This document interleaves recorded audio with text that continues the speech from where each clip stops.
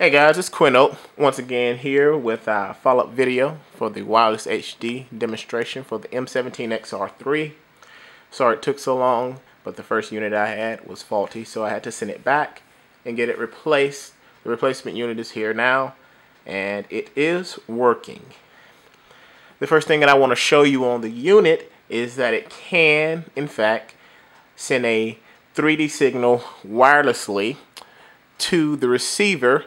I'm going to show you this off of the transmitter that comes with the bundled kit and show you that it is a lossless, uncompressed signal. It will decode 1080p 24 Hertz. It will go all the way up to DTS Dolby HD, but it will not do anything higher than that. You won't get any true HD formats as far as sound is concerned. So if that's an issue for you, then I'm sorry, but it will work and it will sound as good as it possibly can. It will do up to 7.1, nothing higher than that. So I'm going to show you now Avatar movie streaming from wirelessly from this Blu-ray player that's behind me. 1 second while I play that.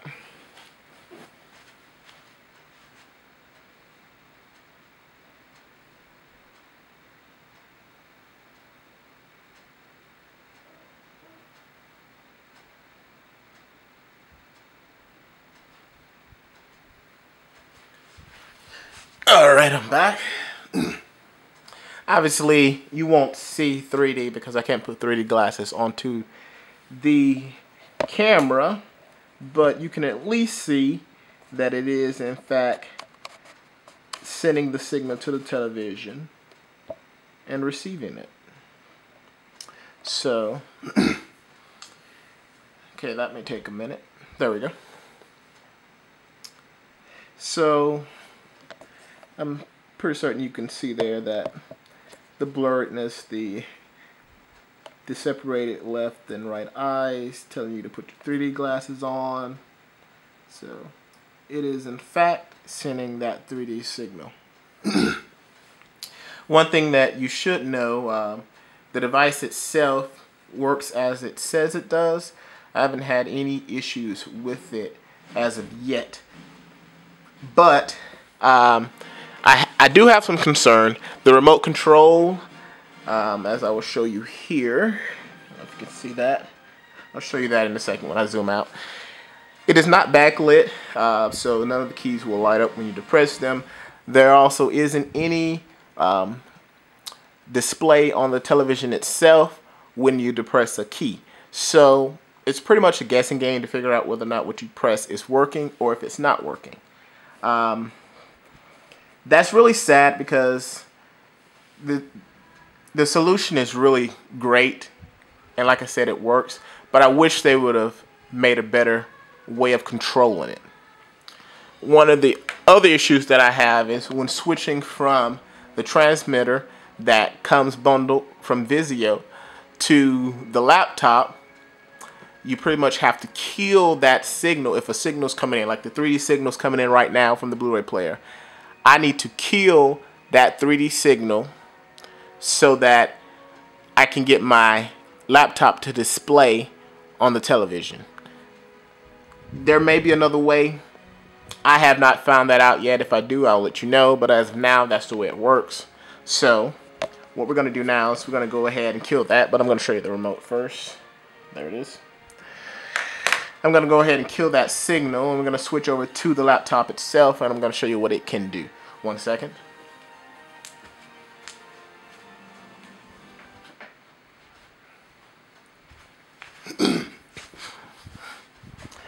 Sorry, I've been a little sick here, but I hope you can understand me.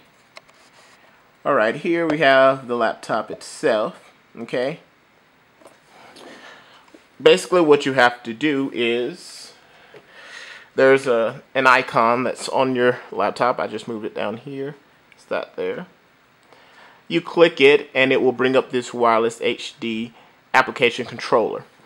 Let me turn that back off. When you first turn it on, it will start an association process with the receiver that's on the other side of the room. And then it's basically you click connect to go, disconnect to turn it off. So we're going to turn it on. Okay. And I'm going to zoom out here so you can see that it actually is going to turn on. Alright, we're clicking connect now, and let's see what happens.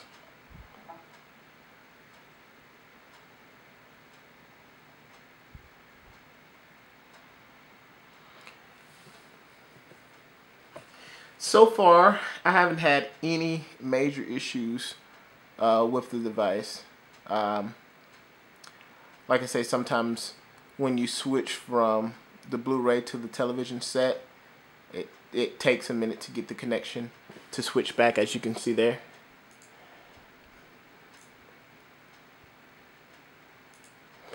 And as far as I know, that's just an issue dealing with the unit itself. They may implement an upgrade, as you can see it's working now, to get that transfer smoother, because you can actually put install firmware onto this device. So I'm hoping that some firmware will come out that will make that better. Things that you need to know is, as you can see, it's connected now. I'm going to zoom into the television screen here so you can see this. As you see there, it says it's at 100%.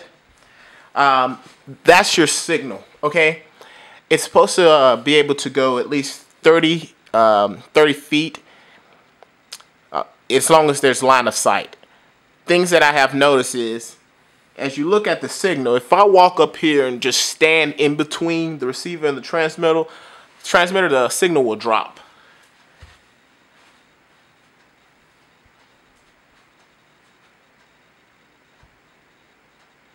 As you can see there, now it's 98, 97, now going up to 99. Now it's at 75%. So keep that in mind as you're using the device. Make sure that the area between the device is clear. Otherwise, especially if you're going to be using it for gaming, otherwise you may have some issues with your connection. Okay? But other than that, as long as the connection is clean and clear and crisp, you shouldn't have any latency issues. Okay? This page that's up here is just a page from notebookreview.com, where member Cloudfire has written up a synopsis of the difference between WIHD and WIDI. WIDI is Intel's solution to the wireless issue, but what we're talking about here is WIHD. The major difference between the two is that WIHD produces low latency or none at all, while that one does have quite a bit of latency in it. It is not good for gaming, but you can use it if you want. Both of these solutions are built into the m17x R3. However, if you get the 3D version of the m17x, you cannot use the WIDI connection because Optimus technology does not work because of the 120 Hz screen. So you will only be able to use the wireless HD solution. Okay, so keep that in mind. If you have any questions about that, just throw them in the comments and I'll answer that. Also, I'm going to put the specifications of this Vizio receiver and transmitter into the info section as well. So what we're going to do first here is we're going to fire up a game, because I'm sure that's what you guys want to see. And I'm going to show you that the latency is extremely low, and that sometimes you can hardly even tell that it's there. In case you're wondering, I am an RPG gamer, mainly by trait. So when I put up videos, it probably be of that genre. This here is Rift, which is a new game that just came out. It's running on ultra settings. There is no issue when sending that signal to the television set on ultra settings, and it looks really good. So we're just going to fight this enemy here, and as you can look at the television screen while I'm fighting, and you can see that it's almost undetectable as I am swinging. One thing to keep in mind when you're playing video games on your television set, if you have a game mode setting on your television, turn that on, because when that's on, it's going to send that signal directly to the television set and bypass all the things that's inside of it. If that isn't on, you're going to experience some pretty heavy latency. Okay, so keep that in mind on the newer television sets. But as you can see here, I just fought that, and I'm just running and jumping around. It's pretty great, I will say. I could game on this really well. I wouldn't have any issues running this. But what we're going to do right now is we're going to come out of that game, and we're going to go into another game that's a little more graphically intense, which is Final Fantasy XIV. And we're going to run it, and I'm going to show you how well it works on there. This is the game that they demoed at CES when they released this device. It's a really good game. It didn't have the best review when it came out, and that's because it has some serious issues, but most of those have been fixed now, and they've started to upgrade their system, and the game seems to run a lot better than it used to, which is a good thing because Final Fantasy fans require a lot. Okay, so zoom in here.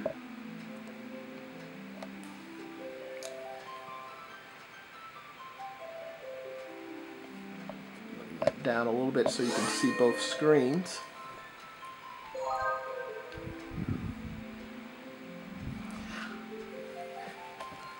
But as I've said, if the main thing that you're interested in with this wireless solution is playing your video games or streaming movies from your device to your television, it's going to work, and it's going to work well. As you can see, gaming is probably the most highly intense thing that you're going to be doing on the device, and it's so small of a latency that you pretty much have to have a really good eye to tell that it's there sometimes. As you can see here, I'm running around, and you can barely even tell that there's any lag at all. Okay, and this game is also running on the highest settings right now that there is, and it's not having any issue at all shooting that image to the television set without any lag, as you can see. Let me bring up a menu so you can see. I'm not going to fight anything here because that's just going to take too long. But as you can see, the graphics are great. It looks really well. One thing to keep in mind when you're shooting your signal to your television set, it may play the sound out of your laptop.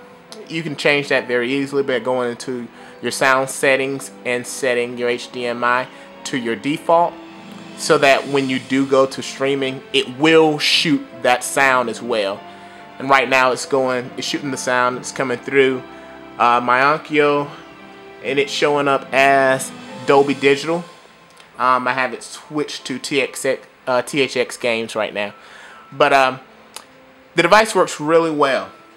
If you have any questions, any at all, on anything as far as this device goes, or the transmitter itself that's built in to your laptop, feel free to ask. As far as laptops go that were released before the solution was available, I'm not sure if you can order the device from Dell and have them put it in. You may can, you may can't. But it is a device that's actually put into your laptop. So I suggest just calling them and just fussing and fighting with them until they figure out a way to get this into your device, since it was a major feature that was discussed at CES when they released the device. So this is Quinto from signing off now, and if you have any questions, please put them down there and I will answer. Thank you.